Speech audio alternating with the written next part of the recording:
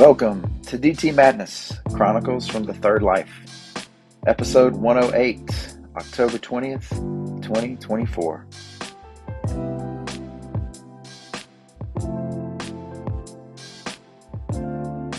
So glad you could make it.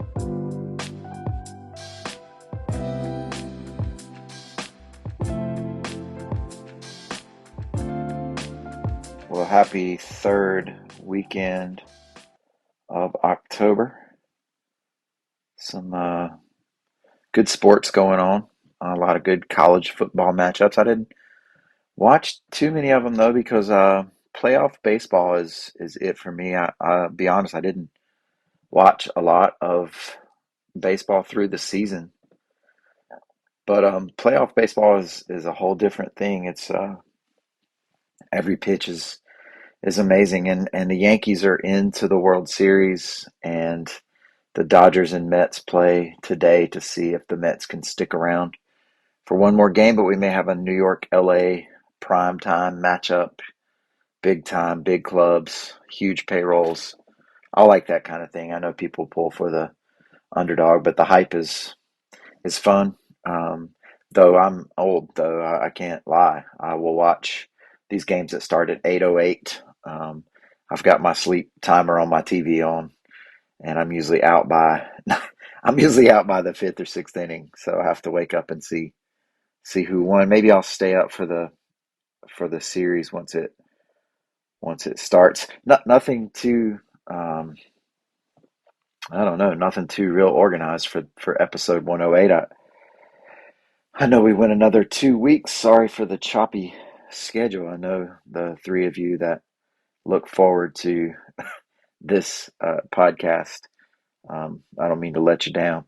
Last weekend, I think we drove down to Furman. Sydney and I woke up last Sunday and drove down and ate at a place called, what is it called? It starts with a T, and I'm not remembering off the top of my head what it is, but it's a Tandem. That's it. Tandem Creperie and coffee. And you go out there and it's in Travelers Rest.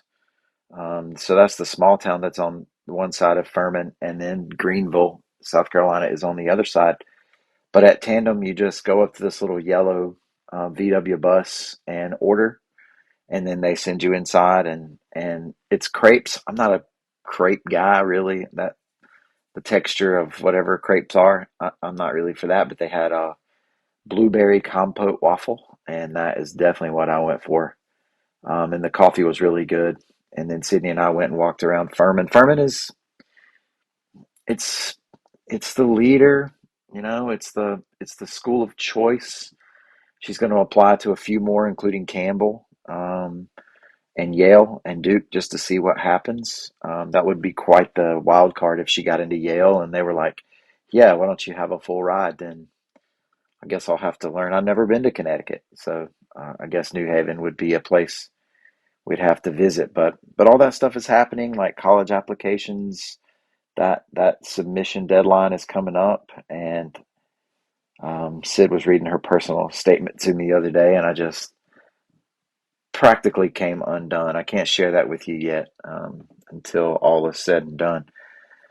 But yeah, that's a thing. Furman's just beautiful, man. It's the one I'm pulling for, but I'm pulling for her, so whatever.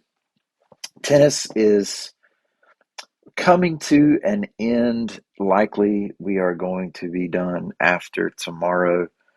The last few tennis practices that we've had have just been seven of our top seven players, and so we had an odd number, obviously, as seven is, and so I got my racket and went out there and played against them a little bit, and I was showing them how it was done now, and eventually ended up playing them 1-on-2 in doubles, and I would just rush the net and um, make it happen. So that was um, I had to let them know, and so I'm 40, almost 47. I've started to say that in my mind because January is my birthday, and so I go ahead and get mentally prepared. But um, I wasn't even too sore really after that, so I need to get into playing some more doubles. There was also a challenge that one of the freshmen asked me how many push-ups I could do, and I was like, I was at a point where I could do 50, but I probably can't do that now, but I bet I can do 35. And she called me out. She was going to challenge me and say she could do as many. She didn't believe I could do 35, so I did 37 actually. The last two were a real struggle. Um, so we just really had a good time. Like we really were just free and loose. And honestly, the girls played as good as they have all season because there was nothing on the line and they were playing free. And so we took that mentality into the postseason. We had two singles and two doubles teams that made it to the conference tournament. Both of our doubles teams lost in the first round, but both of our singles, Sydney being one of them, and Rahasia, we call her Ra. They both won their first round matches and then their second round matches, and so advanced to day two, which meant automatically they qualified for regionals. I will tell you, like this last week of tennis was a real man. It was a struggle for me.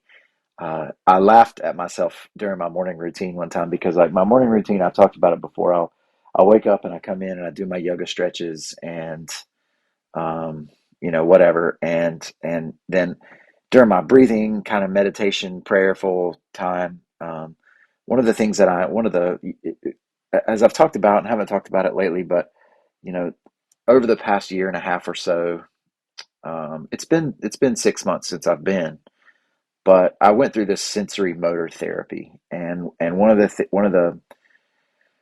the motions that I continue to do is I take one hand and put it on my gut, and then I push the other hand out, and what that reminds me of, what it reminds my sensory um, uh, system, um, and my nervous system is that the things that my kids experience, I don't have to experience. Like they're their own people, and that's been very beneficial for both me and them. Um, but I was laughing at myself this past week because as I was doing that, I was like, yeah, no shot. There's no. This is not what's happening right now because every single shot, every single potential thought or victory or defeat, like I was riding that ride as Sydney played like her senior night match and then into the conference tournament, and it was really it was really something. But so we made it to day two, and Ra lost her first match in a huge, like a three-set contest. Sydney won hers fairly easily to advance to the finals, and Sydney had won the doubles championship last year with her partner Arden. But it wasn't to be this time. She lost in the championship, and but you know what? It really wasn't the nerve wracking experience that the first round was. Um, and afterwards, she came off and she's like, you know what? It, Part of it was that I was expecting that was what was going to happen, but also through the match, like I learned how to lose. I learned that sometimes that failure is okay, not necessarily that finishing second in the conference tournament was a failure, but and that was something that was good for me. Like I'm learning how to lose too. I think, although I don't know. Like I was yesterday, this video came.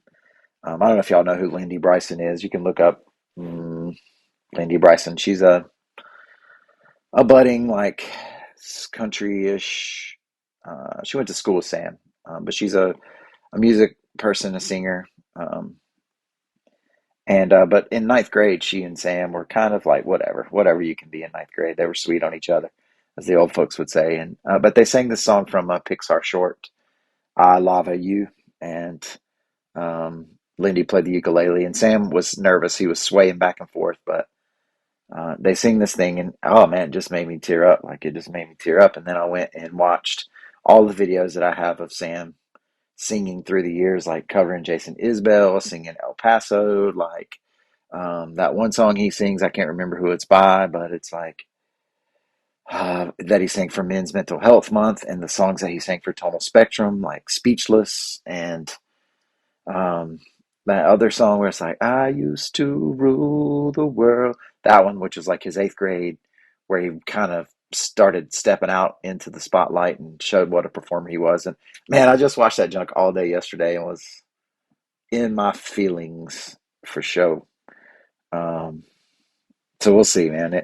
Getting ready to go up and see him in a couple of weeks at one of more of his acapella events. But back to tennis. You know, I don't want to focus too much on the evening years of the kids at home. That's starting to become a very real thing. It's a beautiful thing, as the evening is. You know, it's a beautiful thing. Um, but back to tennis. I was giving all the speeches. I was gonna include those in this podcast and try to make some serious points about whatever, but I can't even remember what they were. And I think those speeches I give to the kids are more to settle my own nerves, to lower my own expectations um, than for them. I can't even remember what they were. But we did. We went to regionals, Sydney and Ryan, and I drove them up in the Suburban, and Sydney got a draw where she had to play the number two overall seed.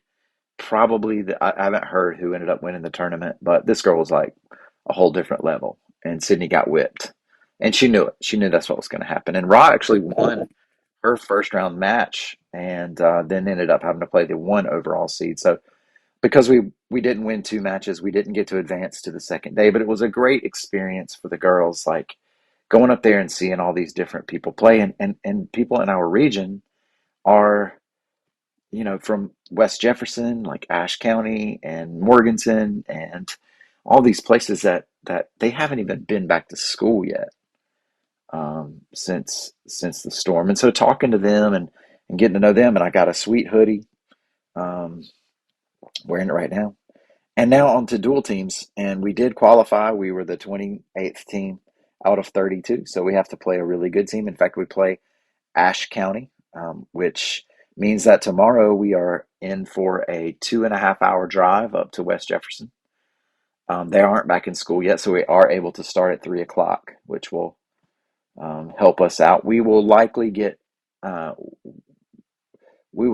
get a butt whooping, and it won't last very long. But we've kind of already made friends with them. The girls are hoping to take at least some notes up for the Ashe County people, and maybe we'll stop in West Jefferson and spend a bunch of money at one of those businesses or something. But that'll be a 2.5 hour drive up, and then a 2.5 hour drive back, and then unless we shock the world, which I guess we could, um, but most likely that will be our final tennis event of the fall season. Um, and then it'll be time for a little bit of rest before the boys start in the spring. But anyway, like some other stuff going on, just trying to update you here. All year long, like I've gotten up at about 5, often at 5, but somewhere around 5. And so I'm at school by 6 or a little after, and I get my parking spot. And my parking spot is my parking spot. It isn't designated to me, but that's where I back the Dodge Ram in, and that's my spot. But like recently, this other teacher has been getting my parking spot, and I haven't been getting there like much later. Um, I did find out why. And the first day I saw who it was, I saw who this teacher was, and this teacher brings her kid to school. Like she's a single mom, and she's bringing her kid to school while she goes to drive a bus, trying to make some extra money. And so I know that that's definitely a tough situation. And so, even though when I got there, I was a little bit bent because I like what I like. I like my routine, and that's my spot, and all that kind of stuff. But I was like, you know what? I'm going to adapt, and I'm going to learn from this. I'm going to grow up a little bit because, I recognize her situation. Mm. But then the next day I woke up and I was like, man, I'm up. I'm gonna go ahead and get ready so I can get on there and beat her to the spot. So I don't know how much I learned. I've talked to her since. We've joked about racing for that parking spot, and it turns out that when she's running late, then she goes to that side, and so that's why she hadn't been there all year. But parking spot, it's not a battle, it's not a war. I can park in the spot beside, and I'll be okay. Um, but it was funny to me that the next day I went on in and tried to get it. My fridge died after. Really, it was the freezer, but like after the storm, I couldn't get any money for FEMA, and really I shouldn't anyway, and I didn't really try. Um, but we had to get this new fridge, but my friend Eric hooked it up, and it's definitely narrower than the old one. Sydney says it has a new smell to it that infiltrates all the things in the fridge, and that may be true. I may need to wash it out today or, wipe it out. I don't know. But that was a thing. Like, that was a whole thing. It makes some different noises. The ice maker definitely makes some startling sounds. But that was, man, that was crazy. Anyway, um, I don't know why I put that in there. Well, I'll tell you why, because man, I got to stop eating so much ice cream. Okay, moving on, moving on. Yesterday, I was able to be a part of the Liver Mush Fest in Shelby, North Carolina. Now it's the Mush and Mutts Fest. Now they also include dogs in there. It's not just about liver mush, but like they had a dog costume contest and all these different types of things, all kinds of tents set up just for the animals. And so I put my new shoes on. I got some new shoes. I'm a Mizuno guy, and I just order the same wave runners off of Amazon when it gets time. But they're not quite white, but they've got a white in them. And I haven't worn white shoes in quite a while. They're really like kind of light gray. But I was looking, Sydney said they eat, and I think that's what you want. And but I got my new shoes on, and I've got my nice blue women's regionals hoodie, and I walk out there, and I had on my never underestimate a public school teacher shirt in case I needed to make my political statement, but it was too chilly for that. So I went out there and I was shaking hands and petting puppies, as a politician will. Um, but you know what? Like I really did. I just made a bunch of laps and saw the things and talked to people as they popped up, and I stopped by the Republican Party tent and shook the guy's hand. That whatever. I mean, he had his MAGA hat on, and I said, "Hey, this is who I am," and he told me who he was, although I can't remember because really I was going to talk to Senator Alexander, who was sitting there eating um, his liver mush sandwich, and I just wanted to tell him thank you because we got this. We received a pretty cool grant. I'll talk about that in just a second. But I talked to him. I'm really not even sure he knew that we had gotten it. But whatever. Um, he's our senator. So he used to be the mayor in Shelby, I guess. But I also stopped at the Democrat tent and talked to them as well, and met the one guy running for school board. I think his name is Rod something. I just remember thinking like this guy's going to have he's not from Cleveland County, although I think he married a teacher from Cleveland County, but he's walking around with one of those like what do you call it? Like not a man purse, like it's a man satchel strapped over his shoulder. And I'm like, man, you guys Liver Mush Fest trying to get votes. I don't know. But I talked to him and it was great. And like, I will vote. I'll vote for him for sure. Because one of the things I want is for people to be on the school board that actually support public schools. And all the people that are on the board right now don't. I guarantee you many of them would be in favor of cutting the Department of Education, be in favor of moving more of our money into vouchers. Those are people who are on our public school board. I don't have any doubt that they would stand for that. So anyway, but I was talking to all the people, and then but the reason why I was there is because I was asked to MC the liver mush eating contest. All right. Now, I don't know if you know what liver mush is. If you know what liver mush is, then you might know that it comes in a pound pack, kind of like shrink wrapped, sealed up, air. What do you call that? Vacuum sealed, and it comes cold. It's cooked, of course. It's not raw. It's cooked. Most people take it and then cook it in a frying pan or grill it up or whatever. But you can eat it cold, and I've eaten it cold and grew up doing it that way. And that's what the eating contest was. The eating contest was you had 9 minutes to eat as much cold liver mush as you could, and the champion ate over 2 pounds, 2 packs, and then into the third pack. And he's the 7-time defending champion. He told me he would be 9 in a row, except for COVID, cut it short one year, and I forget what happened the other year. Um, But I was there working the crowd and getting them to laugh and telling some jokes, and they were saying all kinds of things as Cleveland County people will that I don't even want to repeat here because I don't know who listens to this. But it was a good time, man. It really was. I had a good time. Um, just marveling at these folks who were there to eat the liver mush and who were eating a full pack in 9 minutes, and in some cases close to two full packs, or as the champion did, over two full packs. And that was something. I guess I did a good job connecting with the people and getting everybody hype, and eat that mush, all this kind of stuff. So they invited me back to do that again next year. Um, just a couple more updates, and then we'll wrap it up here. My mayor life has been pretty cool. Like, of course, we did the storm cleanup, and we're still underway with that. We're still under state of emergency as we were advised to stay until the FEMA window closes. Um, we got a huge grant, not a huge grant. We got a huge grant, $850,000 from the State Department of Commerce. We had applied for this. And hoping that we would get it, and we did. Like, it was a huge day for us on October 17th finding this out. In total, it's $1.3 million that we've received in grants, and what we'll be able to do is fully realize our downtown streetscape, um, clean up our intersection by burying or taking down some of the telecom lines, mast arm poles with a protected turning signal at our stoplight, a new courtyard area that will be for community events and community gathering, a brand new water line, or at least maintaining. What am I saying? Like, updating the water line that runs and funds or fuels Gardner Webb, not fuels, you know what I'm saying? Funnels the water, the main source, to Gardner Webb. Um, and all of that at no taxpayer expense, not local taxpayer expense. And so that is a massive, massive, massive deal for our town. And so, I've been riding high and doing Facebook Lives on that.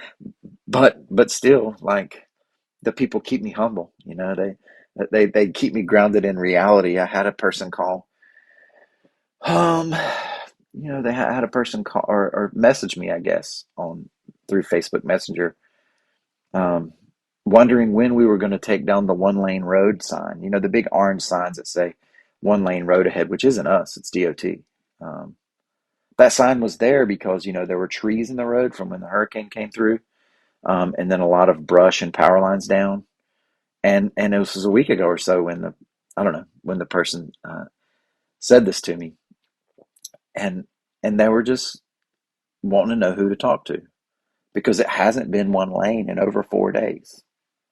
And like, why aren't they glad that it isn't 1 lane? And why does the 1 lane road sign bother them that much? Anyway, that was going on. It's also the case that the county has contracted with a debris removal service. And so that's going to take the burden off of our local um, men and machines to continue to collect these massive trees that have fallen down. It isn't going to start for another couple of days. And so in the meantime, the town was going to continue to pick stuff up. Like, that that was what we were going to do to continue to help our people out.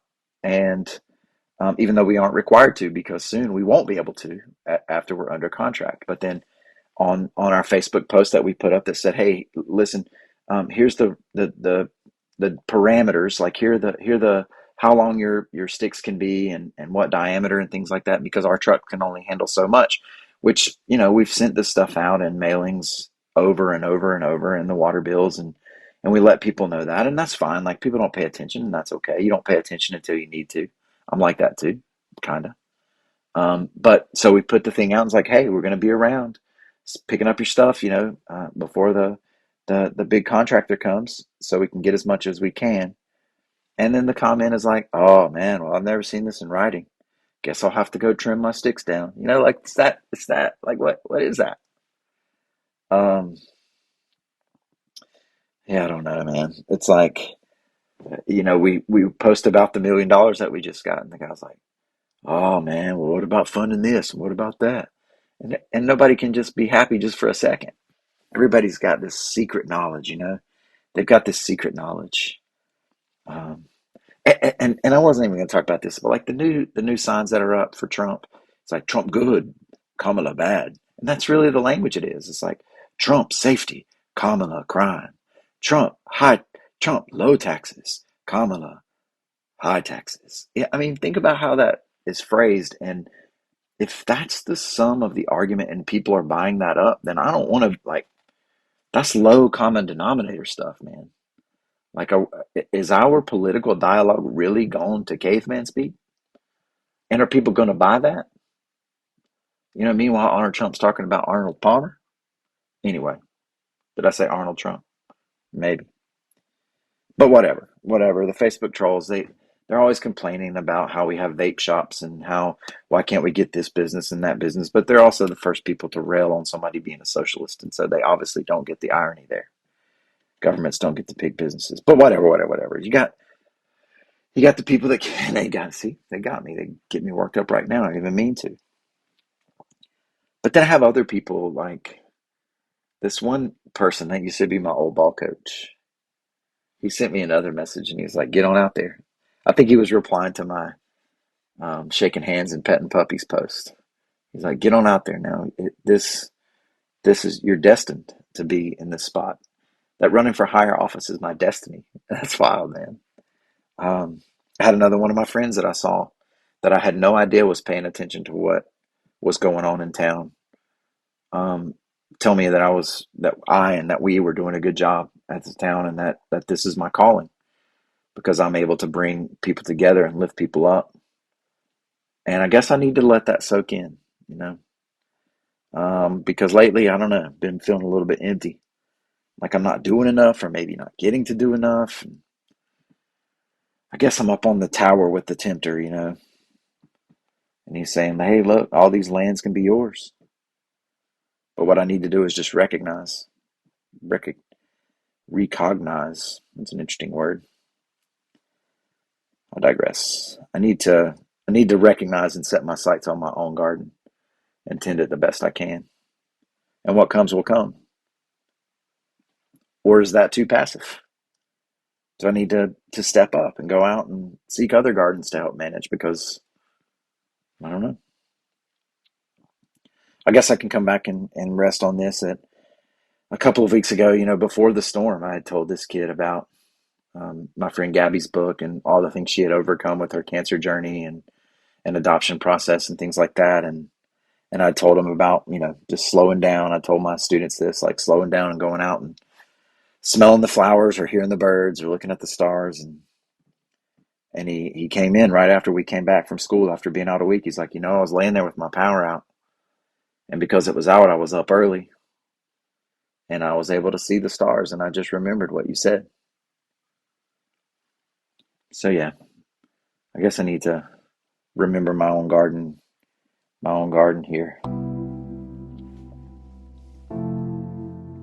Well, this rambling episode 108 is a Church of Six production brought to you by the Bucket of Life, the Rope of Relationship, the Foundation Tower of Stone, the Wall of Belief, the Token of Hope, and the Magic Rock times one received and one given.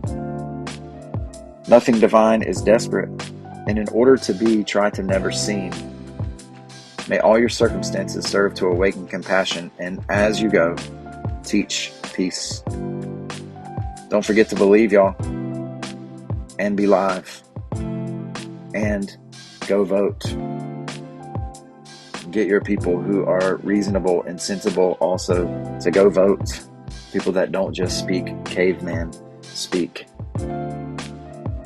There can't be more of them than us, says Jason Isbell. But let's get out there. Let's get out there. Grace and peace, my friends.